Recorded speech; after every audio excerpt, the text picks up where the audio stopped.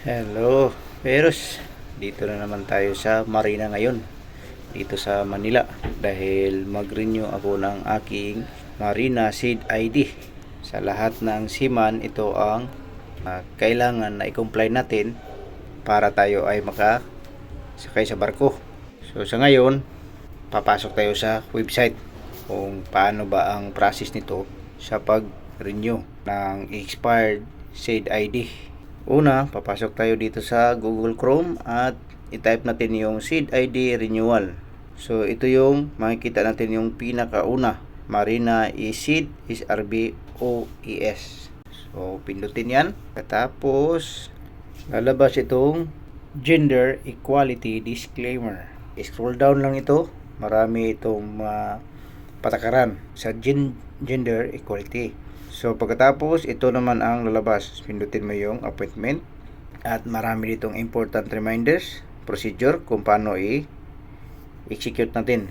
So the applicant must ensure that all requirements are already completed before scheduling an appointment.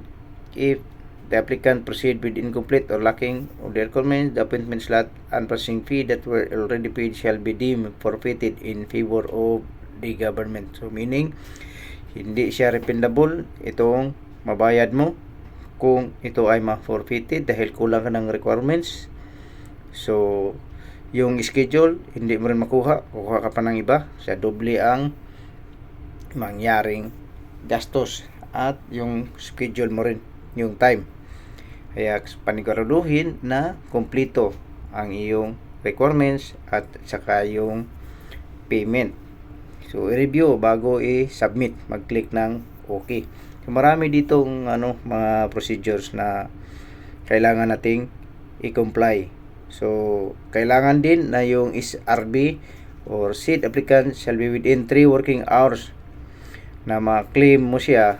Pero sa doon, sa experience ko ay ito ay madali lang after capturing. At ito, ang pinaka-importante dahil maraming hindi nadala nito, yung wear or bring colored shirt. Kahit anong kulay, importante dyan ay with color. Pag wala ka nyan, ay hindi ka makapagpa-picture. Kung may pira ka, bibili ka doon. So kung wala ka rin pira, so ang gagawin mo lang ay manghiram ka doon. So after that, click na natin yung proceed. So dito may mga term, procedure na naman. So marami dito yung mga procedure, yung term and conditions. So kayo nang bahala magbasa kung anong mga term and procedure. So mahaba ito. At saka para sa akin, gustuhin mo man o sa hindi, wala kang magagawa. Kundi mag-click ka lang ng OK dito. Dahil kung hindi mo rin i-agree, ay hindi ka rin maka-proceed. Hindi ka rin renew ng iyong seed ID. Kaya no choice. I-click mo talaga kahit labag sa kalooban mo. Pero ito naman ay mga procedure lang. So ito naman ay procedure sa renewal ng SIRB. So kung nawala o reprint, so dito yung mga procedure. So after dito, i-click mo na itong agree para makaproceed tayo. So dito, proceed tayo sa seed ID. So i-input natin yung full name natin at saka yung email address. So kailangan tama lahat. So lahat lang ng may pula sa gilid, yan lang ang i-fill up natin. Tapos yung itong auto-save password, sa akin hindi ako nag-auto-save for security reason din. I-input mo rin yung birthday mo. So yung information mo dyan, kailangan i-input mo lahat. Dahil yan ay mag-appear sa seed ID natin na bago. Pagkatapos nating ma-fill up, ay pindutin itong I am not robot. So pagkatapos dyan ay lalabas kung anong gusto niyang hingiin. So dito ay bicycle. So i-click natin yung bicycle, saka naman mag-proceed ito.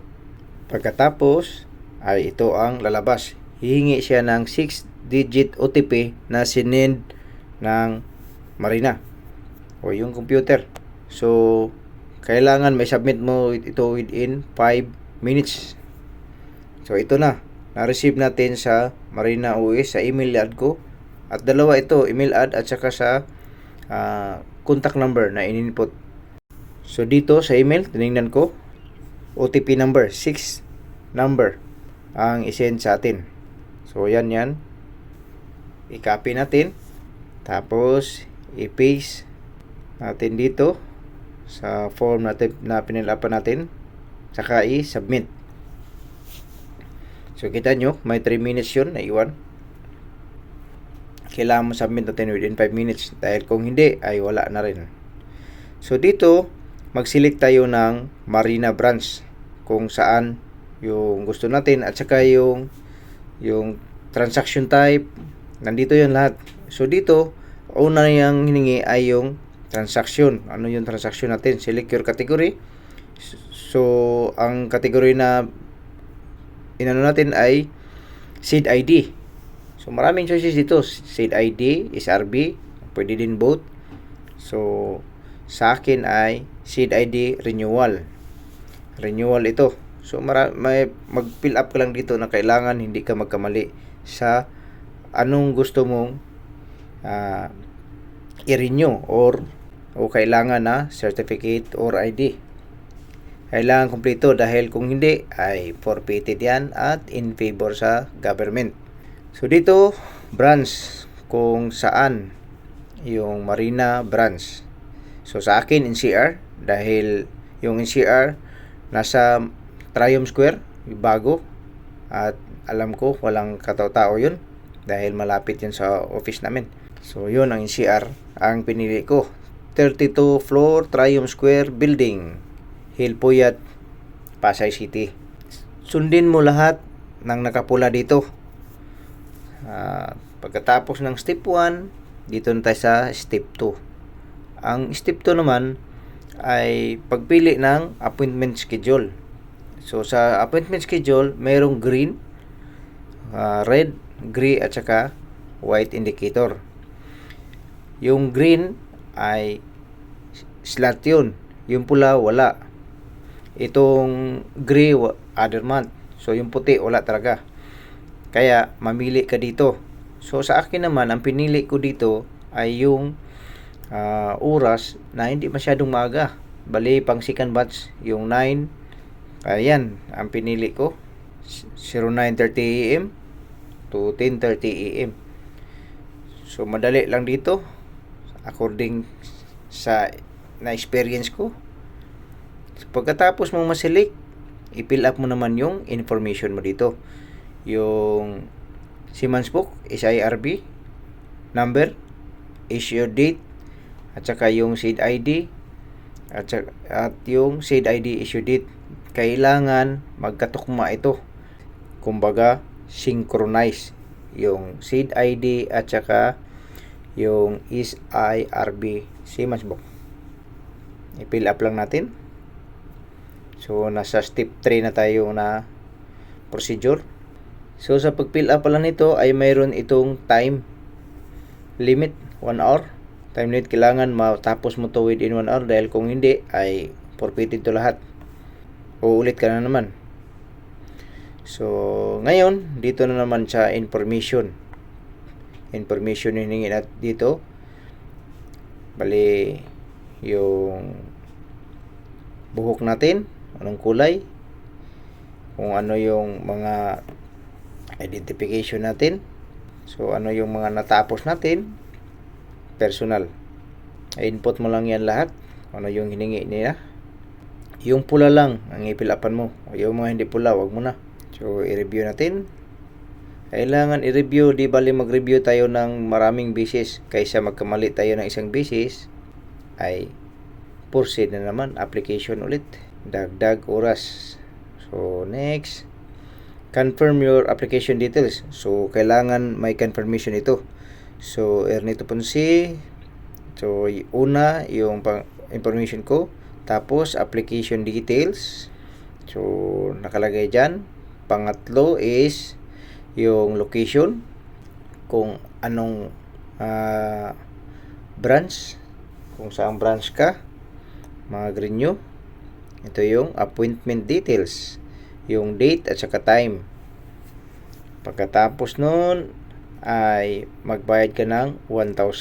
So pay in cash to any of our payment partners nationwide. So, dito may 7-Eleven, Cebuana, LBC, ACP. Depende na sa'yo kung anong piliin mo. Pwede ka mag-cash dyan. So, pwede din sa e-wallet, GCash, saka sa Click. So, depende na yan kung anong pipiliin mo. Meron din QR PH, bias mobile banking. So, sa akin dito ay GCash at may charge itong 50 pesos. Kaya, ang mabayaran mo ay 1,050 pesos. So, after ma-payment, ito yung matanggap mo sa iyong contact number na sinabit. Complete your transaction to Marina West Place P. So, ito 150. After ma-payment, ito naman success. Kailangan meron ka nito na mensahe. Ang ibig sabihin nito ay success yung appointment mo. Pagkatapos mong ma-receive yan, i-print yung reference number. Ito naka-highlight na blue. Dahil yan ay hahanapin yan, yung transaction ID at appointment date. Kailangan dalhin mo ito. At yung SID ID na luma at saka yung Siemens book. A few moments later. So, nandito na tayo sa Triumph Square, located in Pasay City. So, napakabagong building ito. Dito, pilahan dito sa baba. So, dito na tayo sa taas. 32 floor. So, napakaaliwas sa Marina. Bagong-bago ito. So, ito yung sinabi ko. Piniprint ko. Itong transaction details. Dala rin yung Siemens book. At saka yung lumang SID ID. At huwag kalimutan yung polo shirt dahil kung wala ay hindi ka makaproceed sa iyong appointment. A few moments later. After 1 hour, so mabilis dito. Ngayon, after 1 hour ay tapos na ako dito dahil walang masyadong tao. So maraming salamat dahil na-renew na ulit ang ating SID ID ngayong 2025.